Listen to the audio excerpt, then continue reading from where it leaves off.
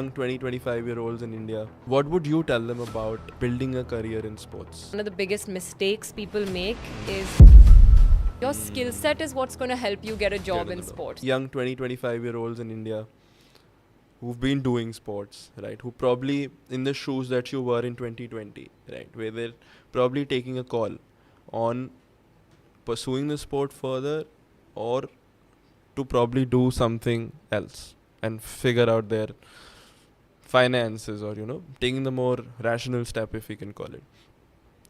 What would you tell them about building a career in sports? That's something that you really talk about a lot, and people ask you a lot of questions about building a career in sports. You have asked the $1 million question. Yeah. My DMs are filled with this question. It's a good question. I think I would love to have more 25-year-olds working in sports from India, in India.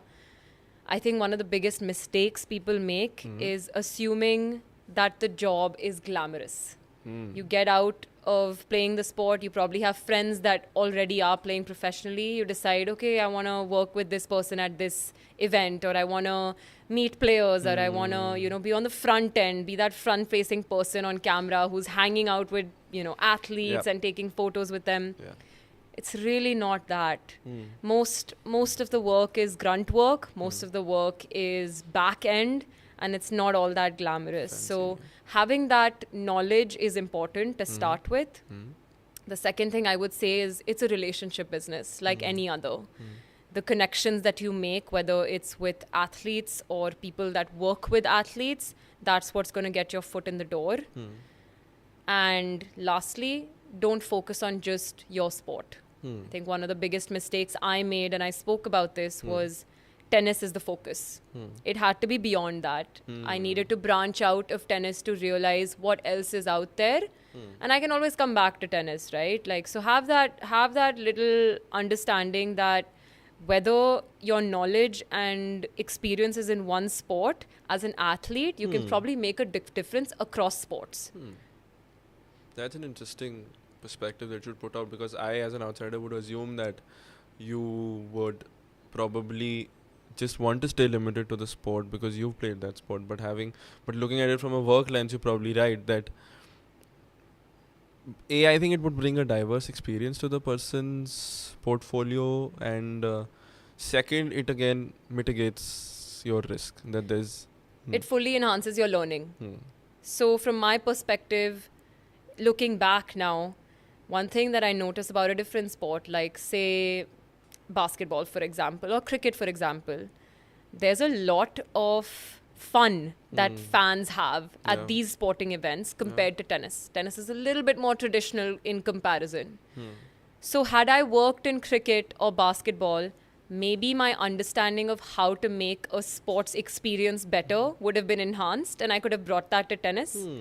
Now it started to happen where, everyone thinks US Open is a festival. That wasn't the case for the longest time. Till date, Wimbledon is not considered a festival. It's a traditional tennis event. So to change that, to get more youth fans, to get broader fan group, you have to diversify your event and your event operation. And I probably would have had that knowledge had I worked in a different sport and seen it happen there. So that's why I mentioned having that experience, or having that open-mindedness about going to a different sport, exploring it, and then coming back and making your sport better. I think there's a certain beauty in that. Definitely. Are you also currently looking at having, further building that experience probably on the side with some other sports also? Yeah, I'd love to. I think I'm very invested in the tennis route right now, but I definitely don't mind branching out. F1 is definitely interesting to me. Golf is interesting to me. I like working with individual athletes. I don't know why. I think team athletes are great, but they have a lot more support than individual athletes do. So I would love to make a difference in a sport where they're by themselves and need a little bit of extra cushioning and support from the outside. So never say never. I'm open to an experience. If it comes my way, I'll definitely consider it. And I can always come back to tennis. It's always going to be a part of me. And if I maintain these relationships that I've made, then there's no reason why an opportunity in tennis doesn't show up later in my life. That's the confidence, guys. That's the confidence. I want to secondly go deeper into the building a sports and career discussion. Going step by step, keeping it from a India context, we can also keep it a global context, however you want to keep it. What are the avenues in particularly organizations or companies or just broader organizations that individuals can or have the chance to work in? So most sports companies have a very set number of departments. You have your media, broadcasting, journalism, all that. You have back end, which is accounting, IT, financial, all of that.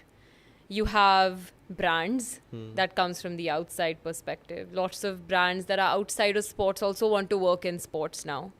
And then you have your front facing, which is the agents or the player relations group, and your physios, coaches, strength and conditioning coaches, all of that. So there's 4 or 5 different avenues that you can get involved in. The mistake that most people make is they want to get into sports, but they don't know where they want to be in sports or which department they fit into sports. They're like, I just want anything. Just get me in, you know, which I understand. Getting your foot in the door is important, and you probably will take up a position that you're not super keen on just to get your foot in the door. But I think having a basic understanding of at least your top 3 preferences is what's going to get you a job. Because employers want you to be a little bit more defined in your knowledge of what you want to do. They want to bring in someone who's an expert in media to work in media, right? They don't want someone who's an expert in accounting, but just because there's an open position in media, they take that. So I think step 1, have a clearer understanding of what you want to do in sports, and that comes through research. Simply through research. Figure out what companies, say 5 or 10 that are there around you that are in sports. See which ones have what types of departments. Shortlist your top 3 choices of departments in each one of those companies. And when a position opens up, tailor your resume to support that specific role. That's the way to do it. And not let it be a generic thing, of course. Exactly. Got it. Do you think having a degree or having a certification like you have plays a major role? Not as major as people think. Okay. So I got a master's in sports management. I'd be lying if I said one of the biggest reasons I did that was because I needed to get back to the US. I needed a visa. So that was a driving factor. Of course, I also think at the time, because I was transitioning from college sports to professional sports, having a degree in sports management seemed like the best option to me, which is why I did it. Once I did it, and I did it from one of the best universities in the world, I think one of the things I realized was most of my learnings had come from just work experience, and the people that I was surrounded by. I had, like I said, been for so many of these coffee chats. That was learning enough compared to getting a master's degree. And I think employers see that as well. I'm sure having an Ivy League education gives you some edge in a resume. I won't deny that. But again, when you have people vouching for you, that has a lot more standing than anything else. Definitely. And leave away vouching for you, they knowing you, you knowing them. Being acquainted to Vedika or not being acquainted to an equally good candidate for the job makes all the difference, right? You can't take that away. So definitely, building on that and how you've carried out and you continue to, build that relationships is, of course, wonderful.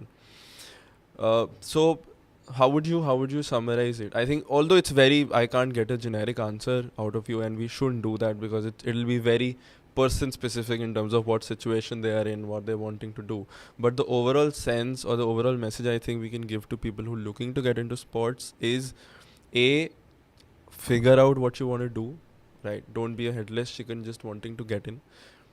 Figure 2-3 areas of expertise that you can build in, you like building in, and then a certification or a degree is a next step, which I appreciate, Secondary step. which is Yeah. a secondary step if you want to do that, if you think that is making sense. But even if you don't do that, what's paramount is trying to build those relationships, meeting people, Yeah. doing that stuff, because that will always help you. Yeah, absolutely. I Mm. think one of the biggest mistakes that people make is thinking, oh, I don't have a sports background, Yeah. or I don't have any sports experience, Yeah. so I won't get a job in sports. And a lot of the questions I get is people wanting to transition from their current role Yeah. or current field of interest into sports. Yeah. And they think, okay, let me get a master's degree in sports and that'll give me like the edge. Hmm. Truth be told, most of the departments that I mentioned to you in sports exist in other companies companies as well, also, yeah. outside of sports, right? So focus on your skill set. Your skill set is what's going to help you get a job in in the door. sports. You could be working in finance or consulting and still be able to work in sports. Tell me there aren't banks that work in sports right now, right? Like JP Morgan works in tennis. Yeah.